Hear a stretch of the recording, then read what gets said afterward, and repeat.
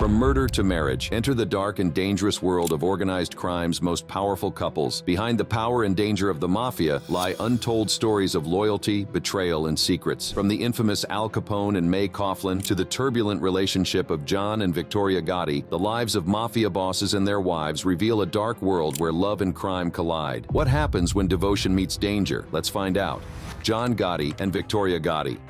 John Gotti, the infamous Mafia boss of the Gambino crime family, earned the nickname the Dapper Don for his flamboyant style and public persona. Despite multiple trials and arrests, Gotti managed to avoid convictions for years, gaining the moniker Teflon Don as charges failed to stick. Victoria DiGiorgio, a name synonymous with the glamour and intrigue of the Mafia's heyday, was the devoted wife of the infamous John Gotti. He was the head of the Gambino crime family, one of the 5 families of New York City. Victoria stood by her husband throughout his tumultuous rise and fall in the world of organized crime. She met Gotti, who was married at the time in 1958, and the two began an affair almost immediately. They got married in 1962 and went on to have 5 children, including John A. Gotti and Victoria Gotti. John Gotti had his share of dark allegations beyond his criminal empire, including claims of misconduct and harassment that hinted at a disturbing side to his power. Similarly, his daughter, Victoria Gotti, faced her own controversies, with accusations suggesting manipulative and exploitative behavior, though she has consistently denied such claims. Despite her husband's notoriety and the numerous legal battles they faced together, Victoria managed to maintain a certain elegance and poise. Her loyalty to John Gotti made her a symbol of steadfastness within the turbulent world of the Mafia. Just like the Gotti couple, Henry Hill and his wife were a symbol of terror.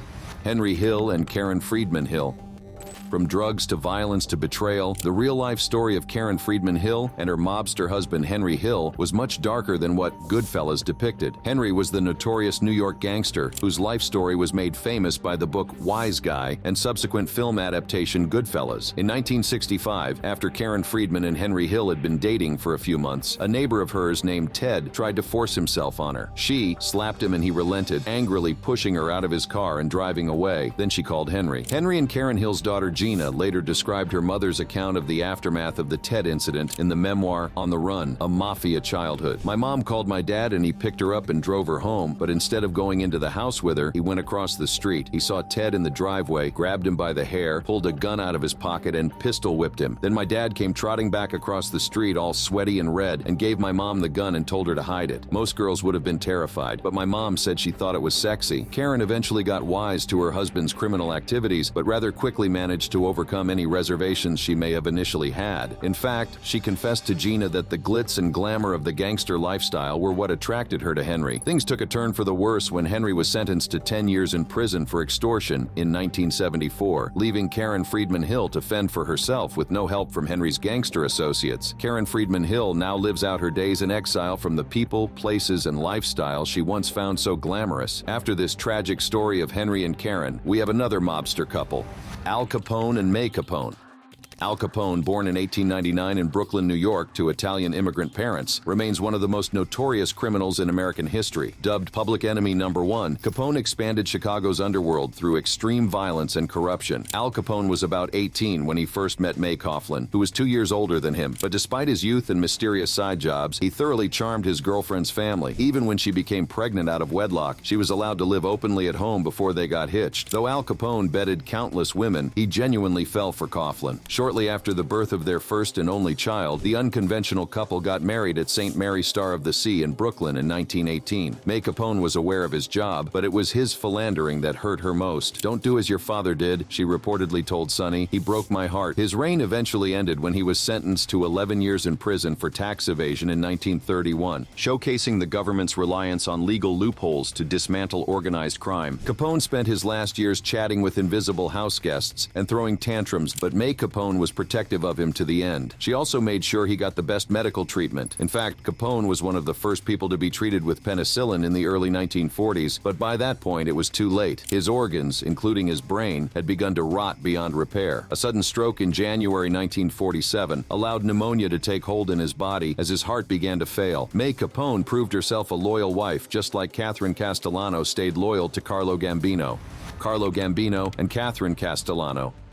Carlo Gambino is often seen as the epitome of cunning and shrewdness among legendary gangsters. Born in Sicily, he immigrated to the United States, where he rose through the ranks to control the American Mafia. Gambino skillfully balanced strength and diplomacy, managing to avoid the pitfalls that ensnared many other Mafia bosses. His astute maneuvering to establish dominance without attracting excessive law enforcement attention set a new standard in organized crime. In 1932, Gambino married Katherine Castellano, his cousin and the sister of Paul Castellano, who would later helm the family. Though Gambino was often portrayed as a reserved and disciplined leader, darker allegations about his private life suggest a more troubling side to his character. Some accounts claim that Gambino, like many powerful men of his era, used his influence to exploit vulnerable women. Rumors have surfaced about his involvement in coercive relationships, leveraging fear and authority to silence victims and maintain control. After Genovese's imprisonment, Gambino solidified his dominance, overseeing a criminal empire of 500 soldiers and over 1,000 associates. Carlo Gambino died of a heart attack in 1976, passing away peacefully at his Long Island home. Despite his life steeped in secrecy and infamy, his wife, Katherine Castellano, remained unwaveringly loyal to him until the very end. The next mobster couple on our list was a part of an Italian crime organization, Pasquale Simonetti and Peta Maresca. Peta Maresca wasn't an American mob wife, but she did make a name for herself when she married Pasquale Simonetti, a member of the Italian crime organization known as the Camorra. Assunta Maresca, dubbed Pupetta, or Little Doll, for her good looks, grew up as the niece of local crime boss. Vincenzo Maresca and her family's illicit activities were never hidden from her. Each year, her family celebrated the day her father escaped from prison, and they were nicknamed the Lampettielli, or the Lightning Knives, because of their impressive knife skills. But Pupetta didn't immediately decide to follow in her family's footsteps. In fact, she went in a very different direction. Pageantry. She won a local pageant at the age of 19 and just so happened to capture the attention of Simonetti. While Simonetti wasn't in the same league as Maresca's uncle, their wedding was a lavish affair. It seemed as if the two were set to have a happy life. Unfortunately, that dream was quickly snuffed out. Simonetti had angered a former partner by the name of Antonio Esposito, and Esposito's response to whatever slight Simonetti committed against him was to hire a hitman and have Simonetti killed just 3 months after his wedding to Maresca. Pupetta Maresca was now a widow, and she was 6 months pregnant with her dead husband's child. Naturally, she was stricken with grief, but her grief quickly turned to anger, and she decided to take things into her own hands. Enlisting the help of her brother, Ciro, she tracked Esposito down and shot him 29 times in broad daylight. Maresca's trial was a public spectacle, with many struggling to come to terms with how such a young, beautiful woman could commit such an extreme act of violence. Many even dubbed her the diva of crime. She solidified herself as a sort of celebrity, though, when she proclaimed in court, "I would do it again in a heartbeat." Despite the public sympathy, the new mother was sentenced to 18 years in prison for the murder. Once she got out of jail, however, she became involved with the Camorra herself. Maresca avenged her husband with fierce loyalty, unlike Anna Genovese, who betrayed Vito and embraced her after his exile. Vito Genovese and Anna Genovese. Vito Genovese rose through New York's criminal underworld during Prohibition and eventually became a mafia boss before the fallout of the Appalachian meeting ended his reign. When Genovese met Charles "Lucky" Luciano around the neighborhood, he rapidly became his right-hand man. The fledgling mobster made Genovese his most reliable hitman and enforcer. Of all the mob wives on this list, perhaps none were as glamorous as Anna Genovese. She was the second wife of Vito Genovese, one of New York's most powerful mobsters. The two got married almost immediately after Anna's first husband was mysteriously murdered in 1932, but Vito Genovese likely didn't realize how controversial his new wife would be. Anna Genovese used her connections to create safe havens for queer people. She began running drag clubs and bars, using mob connections to keep the police away and forking over some of the profits to the Mafia in exchange. Her first club, Club Caravan, opened in 1939 and hosted some of the era's biggest drag queens. She also co-owned the 181 Club, which people referred to as the Copacabana. Meanwhile, Vito was exiled in Italy. For Anna, this was ideal. It also allowed her to explore her sexuality, and she reportedly had multiple affairs with several women throughout this period. Even when Vito came back to America in 1945, she made it clear she was done with him. The next Mafia boss on our list is Vincent Call, who was a cold-hearted killer, and his wife Lottie Call was as much a criminal as her husband. Vincent Mad Dog Call and Lottie Call.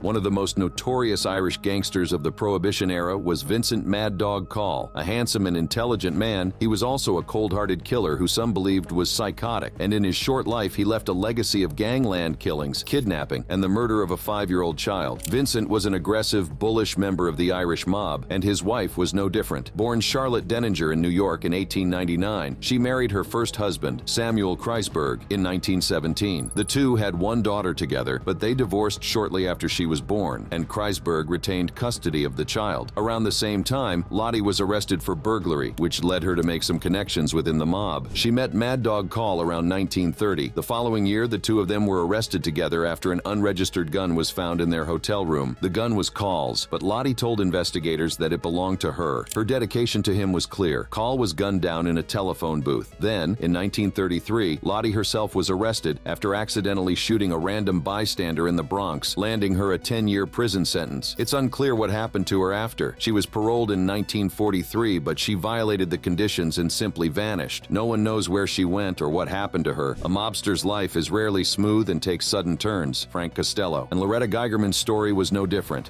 Frank Costello and Loretta Geigerman. Costello was involved in bootlegging operations during Prohibition. In 1929, they joined the National Crime Syndicate. From 1937, Costello was acting boss of the Luciano crime family. While Costello was still a boy, his brother introduced him to gang activities. At 13, he had become a member of a local gang and started using the name Frankie. Costello committed petty crimes and went to jail for assault and robbery in 1908, 1912, and 1917. In 1918, he married Loretta Geigerman, a Jewish woman who was the sister of a close friend. That same year, Costello served 10 months in jail for carrying a concealed weapon. A different side of the Calabria-born crime boss, who was known as the Prime Minister of the Underworld, is revealed in these photos of Costello and his wife, Loretta Geigerman, at home in Sands Point, New York. The infamous racketeer maintained a quaint estate on the north shore of Long Island, in addition to the couple's swanky apartment on Central Park West. Costello was released from prison after serving his second contempt sentence at Rikers Island in 1961. Though he had lived a colorful life, marked by various nefarious dealings, jail time, and a survived assassination attempt, it was said that gardening at his country dwelling and bringing his flowers to local shows was Costello's greatest interest in later years. The assassination attempt convinced him to retire from underworld activities, and he pursued his passion for gardening. Frank Costello turned his life around, leaving behind his criminal past, while Charles Lucky Luciano and his wife unleashed terror upon the world with their brutal acts. Charles Lucky Luciano and Ijaya Lisoni. Charles Lucky Luciano, often regarded as the father of modern organized crime, played a pivotal role in restructuring the American Mafia. Known for his intelligence and ruthless ambition, he established the Commission, a governing body that unified various Mafia families. Luciano was infamous for his involvement in illegal activities, including prostitution rings, gambling, and extortion, which brought him immense power and wealth. His charm and cunning made him a feared and respected figure in the criminal underworld. Ijaya Lisoni, Luciano's longtime companion, is remembered as his loyal partner. Her relationship with Luciano became a symbol of his personal life, overshadowed by his dark deeds. In February 1946, Luciano was deported to his homeland, Italy. He had been serving out a sentence for pandering in New York prior to the voyage from Brooklyn Harbor to Naples, a 17-day journey by ship. He maintained an abode in the southern Italy locale with his partner, Ijaya Lisoni, a ballerina whom he met a short time after returning to the peninsula. Because of his long rap sheet, Luciano was surveilled closely by officials in Italy. He was required by law to spend nights at home for several years. He suffered a fatal heart attack in 1962 at Naples International Airport, where he had plans to meet a producer to discuss a film about his life. While Luciano's reign ended with his untimely death, Jack Comer, another Mafia boss, expanded his criminal empire with the support of his wife, Rita Comer. Jack Spot Comer and Rita Comer. Jack Spot Comer was an East End gangster who was attacked outside his home on Cabell Street, Edgware Road in 1956. Son of Polish immigrant parents and born into grinding poverty in Whitechapel, Jack Spot joined his first gang at an early age. According to Comer, his nickname came from always being on the spot when trouble arose during childhood, but others claim it was because of the mole on his cheek. Comer rose to rule the criminal underground via protection and gambling rackets, housebreaking, and other cons. By the late 1940s, he was making a fortune at the racetrack, working in partnership relationship with another famous gangster, Billy Hill, and had a fearsome reputation for instant and savage retribution to anyone who crossed him. Jack married Margaret Rita Malloy in the 1950s, and they had 2 daughters, keeping a house at Hyde Park Mansions, Cabell Street by Edgware Road Station. She played a significant role in supporting and sometimes aiding his ventures. Together, they became an infamous duo in London's criminal world, symbolizing the blend of personal and professional alliances that often define the era's organized crime. The English gangster lived with his wife Rita and their 2 daughters in a flat at London's Hyde Park Mansions, about a half-hour away from the Fieldgate Mansions in Whitechapel, where he grew up. Comer and his wife were attacked about 100 yards away from the family home by Mad Frankie Fraser in 1956. Just like Jack Comer, Arthur Thompson was another most feared mafia boss who ruled the Glasgow for years. Arthur Thompson and Rita Thompson.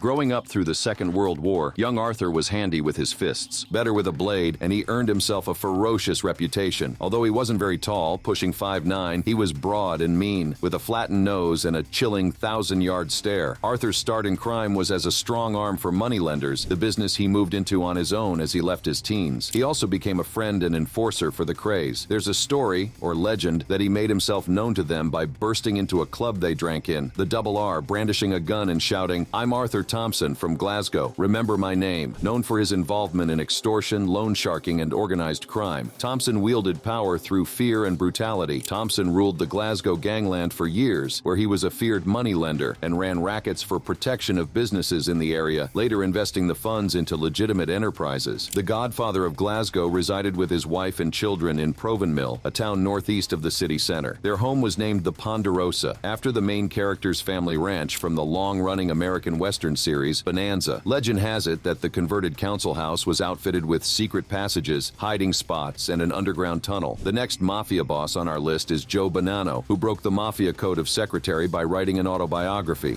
Joe Bonanno and F La Bruso.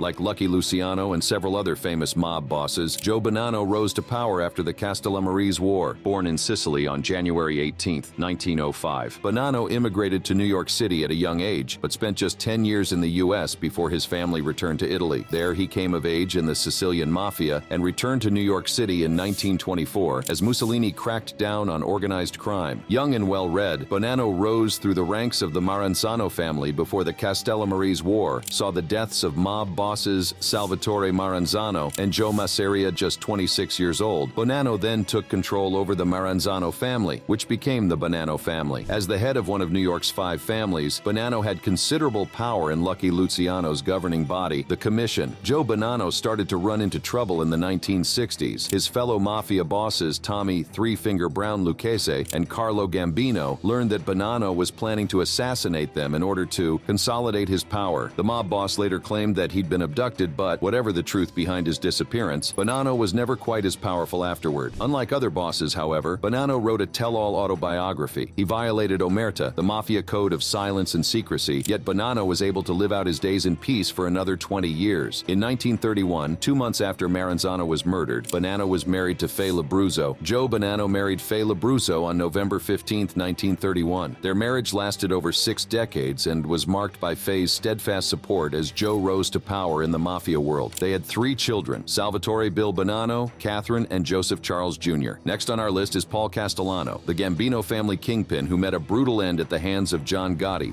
Paul Castellano, and Nina Mano.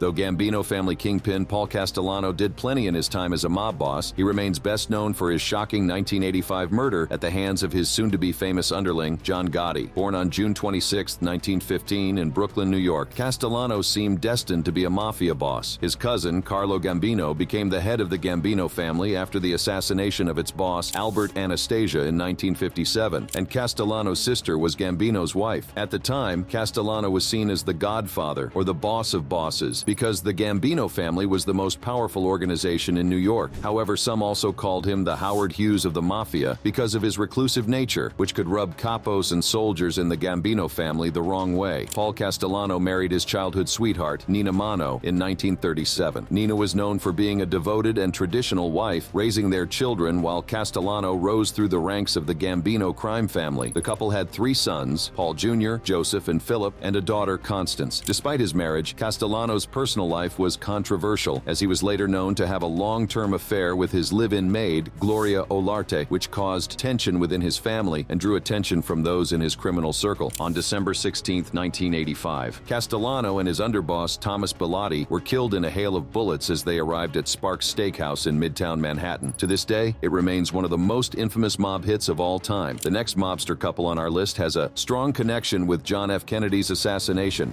Sam Giancana and Angelene DL. Sam Giancana rose to power thanks to his association with Al Capone, but this Chicago gangster established a notorious reputation because of his connection with President John F. Kennedy. Born in Chicago in 1908, Giancana grew up in a rough part of town and later led a gang of local youths known as the 42 Gang. Giancana's association with the 42 Gang resulted in a long rap sheet, but it also caught the attention of Al Capone. Their fellow gangster Tony Montana told in 2014 that Giancana and the gang were robbing and shaking down so many joints that Capone took notice of them. Connected to John F. Kennedy through Kennedy's alleged mistress, Judith Exner, Giancana and his associates allegedly helped Kennedy get elected in 1960 by stuffing ballot boxes in Chicago. Giancana was also allegedly involved in plots to assassinate Cuban leader Fidel Castro, whom the mob despised for shutting down mob-run casinos in Cuba, and even in the assassination of Kennedy himself in November 1963. The notorious mob boss of the Chicago outfit was married to Angelene DL. They married in the late 1940s and had 3 daughters together: Antoinette, Francine, and Marilyn. However, their marriage was troubled and they eventually separated, though they never officially divorced. His relationships, including his marriage and rumored affairs with high-profile women like singer Phyllis McGuire, were part of the complex and controversial persona he maintained. On June 19, 1975, Giancana was murdered by an unknown assailant while cooking dinner at home. To date, no one knows if Giancana was murdered by fellow mobsters, jealous ex-girlfriends, CIA agents, or someone else entirely. Our list ends with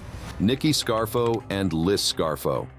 Nikki Scarfo stood just 5 feet 5 inches tall and weighed only 135 pounds, but he ruled as Philadelphia's Mafia boss with violence and terror unlike anything seen before or since. Born in Brooklyn on March 8, 1929, Scarfo grew up in an Italian-American family with strong ties to the Italian Mafia. Capitalizing on the legalization of gambling in Atlantic City, Scarfo ran an extensive and profitable criminal enterprise, but he also ruled through fear, intimidation, and violence. Scarfo ordered the deaths of fellow mobsters and had their bodies left in the street as a deterrent for others. Widely called a hothead even by the other unhinged killers in his midst, Scarfo saw brutal violence not just as a business necessity, but as an unending source of deranged glee. In 1979, when he had an associate of his named Vincent Falcone murdered just for underestimating his power, Scarfo not only insisted on being present, but he joyously watched the whole thing while drinking an entire bottle of scotch and giddily exclaiming, "I love this, I love it." Meanwhile, Scarfo once used his 10-year-old nephew to help him transport a corpse, and on another occasion, stabbed a longshoreman to death in a bar fight with a butter knife. Nikki Scarfo was married to Lisa Scarfo. They married in the early 1970s. Lisa and Nikki had a son, Nikki Scarfo Jr., who later became involved in organized crime as well. Their marriage was a product of Nikki's rise to power within the Philadelphia crime family. While Lisa was often a private figure, her husband's criminal activities and violent reputation overshadowed their personal life. By the time he died in prison in 2017 at the age of 87, Scarfo was serving a lengthy sentence for everything from murder to extortion to illegal gambling. That wraps up our look into mafia bosses and their wives. What do you think about the dynamics of these powerful and often tumultuous relationships? Drop your thoughts in the comments below, and don't forget to click on the cards for more fascinating content on mafia history.